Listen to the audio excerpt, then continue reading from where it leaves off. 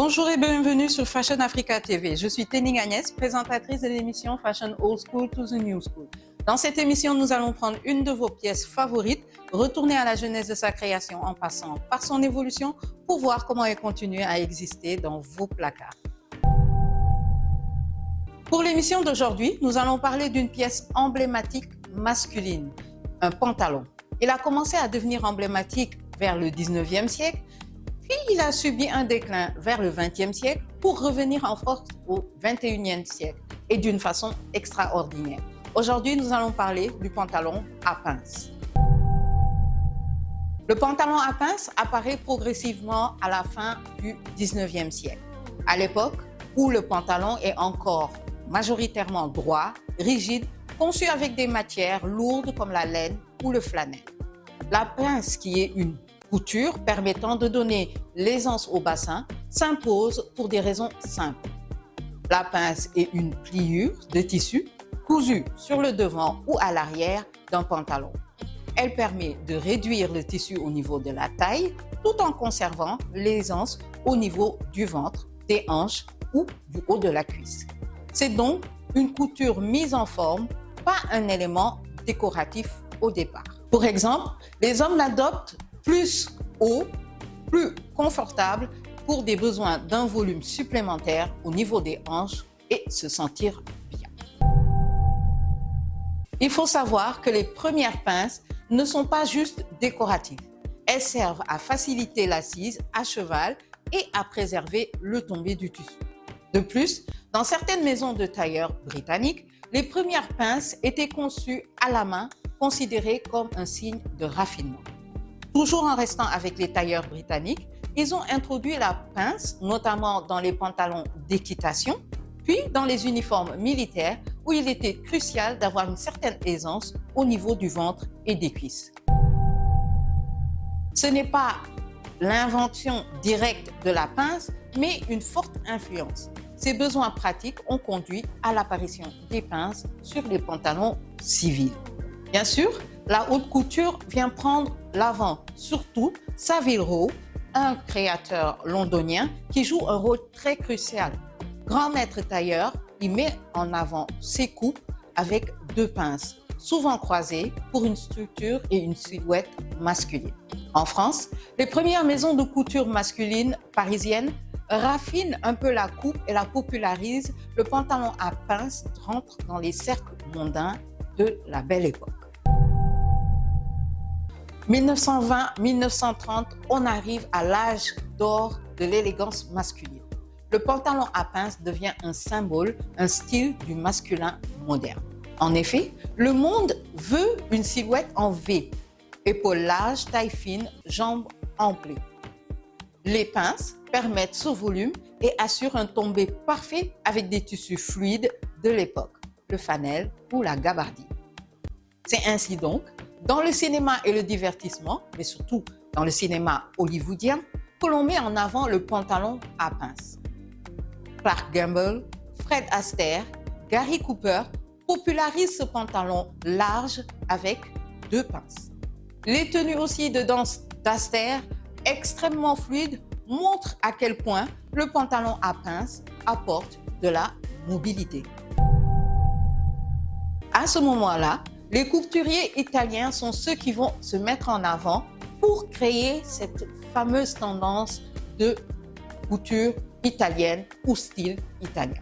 Effectivement, Rome et Naples commencent à introduire la coupe de plus en plus légère, donnant naissance à ce style italien. Les maisons françaises ne sont pas en reste, eux aussi, ils modernisent les tailles hautes et les largeurs. Dans le côté féminin, il faut savoir que c'est dans les années 30 qu'on commence à voir le pantalon, en général, sur les femmes.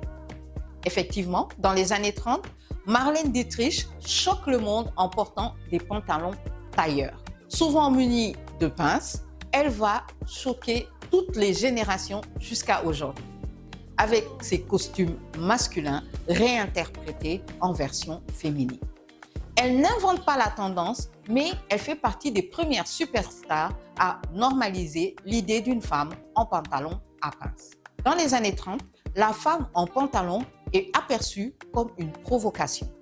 Le pantalon à pince, lui, est un symbole de vêtements masculins élégants.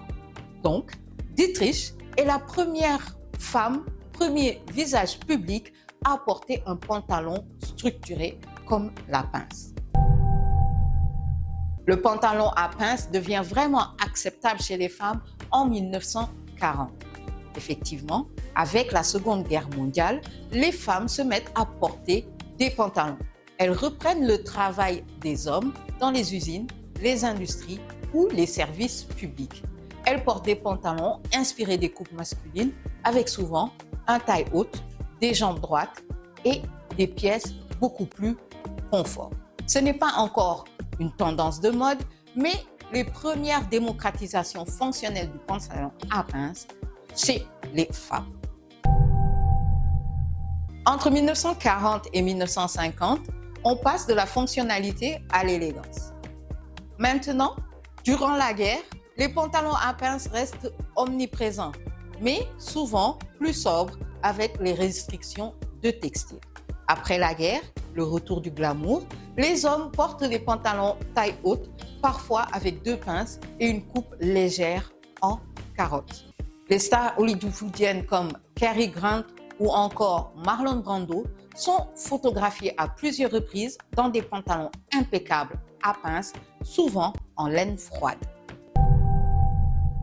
Dans le milieu de la musique à ce moment-là, ce sont les jazzmen, Duke Ellington, Count Basie, qui adoptent le pantalon très ample à pince, parfait pour la scène. Toujours dans les années 50, dans la haute couture cette fois-ci, les tailleurs italiens dominent. Bruni puis Emegalino proposent des pantalons à pince avec des tissus plus souples, une coupe moins rigide que celle des Anglais. Dans les années 60 à 80, on aperçoit le déclin progressif de ce pantalon. Dans les années 60, la mode se resserre, les silhouettes se slimisent, les pinces deviennent discrètes ou même disparaissent. Cependant, on retrouve chez de grands couturiers qui essaient de les faire revivre au féminin cette fois-ci, avec Yves Saint Laurent qui crée le tournant historique de 1966. Là, il vient vraiment basculer la mode féminine avec le smoking. Veste tailleur plus pantalon à pince, conçu spécifiquement pour les femmes. Une silhouette androgyne, ultra élégante.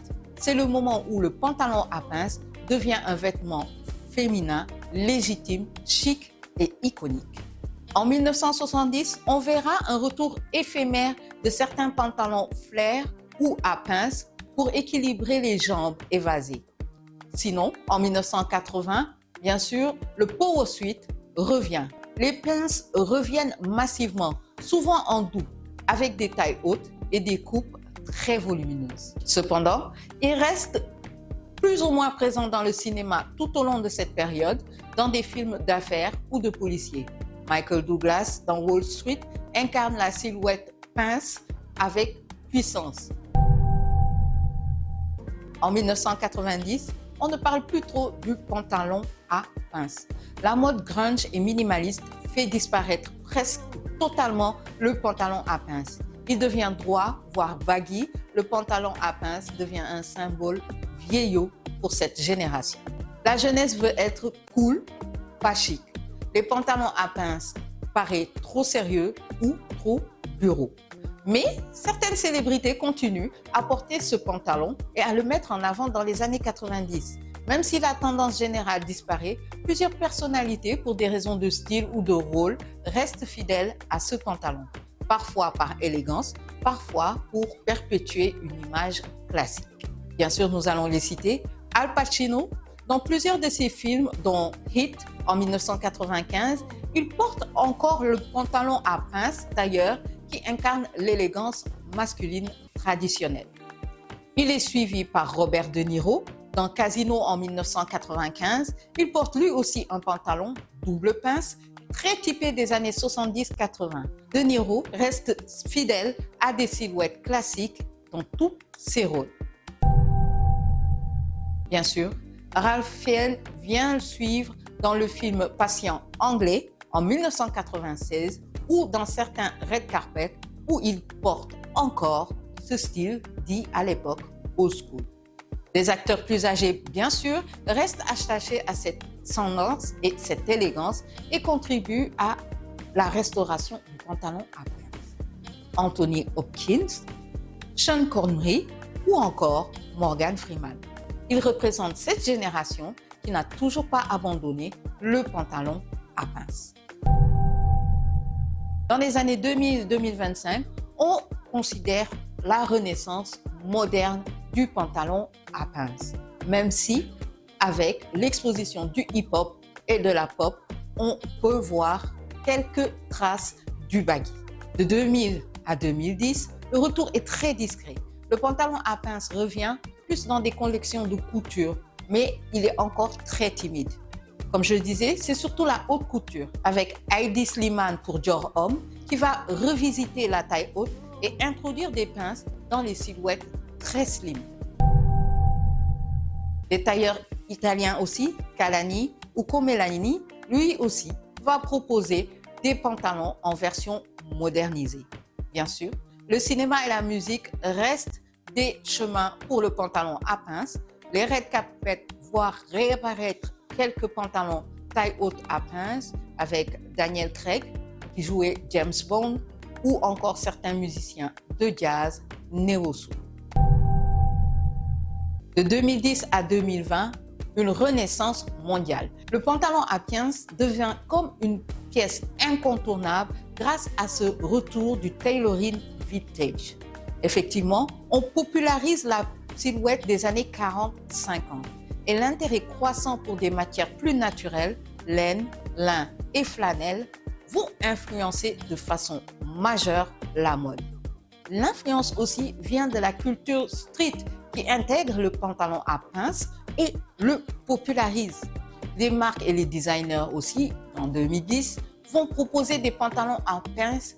On parle de maisons Margiela, de Drijvenhoven, APC ou encore Ami Paris, encore Gucci ou Le Maire qui vont décliner leur version en coupe carotte, taille très haute, une version oversize ou crop. Bref, tout le monde a son choix. La musique et le cinéma, des artistes se mettent à mettre des pantalons à pince ou on peut citer Harry Styles, connu pour ce look un peu Gucci, Kendrick Lamar pour les nouvelles générations, Tyler the Creator ou A$AP Rocky, connu pour ce mix street and tailoring. Les films où le pantalon à pince aussi apparaît comme rôle iconique commencent à avancer. En 2013 avec Great Gatsby, une ambiance des années 20, La La Land avec Ryan Gosling, le pantalon taille haute style jazz. Bref, 2020-2025, explosion et modernité connaissent le pantalon à pince.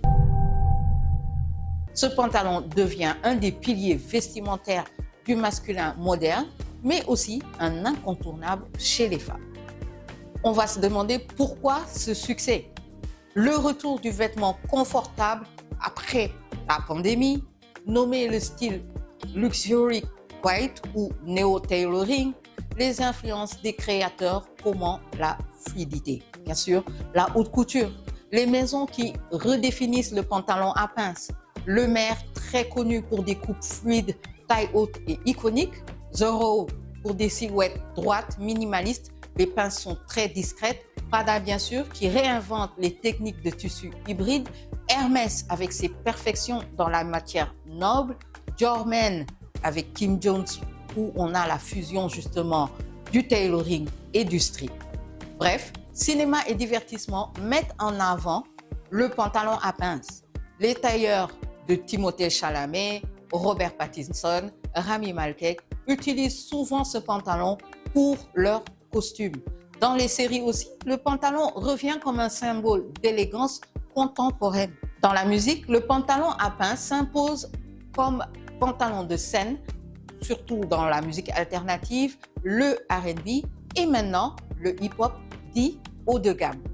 Des artistes comme Burna Boy, Stormzy, Bad Bunny ou Rosalia, en version féminine, sont vus dans le quotidien portant des pantalons en pince.